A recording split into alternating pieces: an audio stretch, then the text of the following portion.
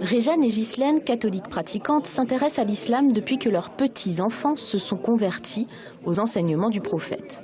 Elle n'avait pas de religion, elle a choisi la religion musulmane. Quand on est une mamie et que j'imagine qu'on est catholique, chrétienne, ou je ne sais pas. J'accepte absolument. Il a fait son choix et voilà. Et vous acceptez ça? Il faut bien, sans s'en le verrait plus, sans s'en le verrait plus. Pour certains visiteurs d'un jour, l'islam est la curieuse religion du voisin. Il faut se dire que dans mon secteur, il y en a beaucoup. J'ai des Marocains, j'ai des Turcs, j'ai des Algériens. Et alors du coup, vous venez ici pourquoi? Pour voir comment ça se passe. Pour les responsables de l'association culturelle qui gère la mosquée, ouvrir les portes, c'est aussi une manière d'apaiser les craintes de certains riverains.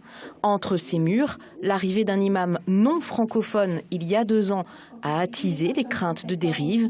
Nous l'avions rencontré lors de l'inauguration du lieu. Depuis, il a beaucoup travaillé son français et prêche dans les 2 langues. La première prêche en arabe durait 15 minutes. Et la deuxième prêche, il y a 2 prêches, la deuxième prêche c'est 10 minutes en français. À Sablé, qui a vu sa population musulmane multipliée par 4 en 20 ans, l'Église catholique veut aussi montrer sa volonté de travailler ensemble.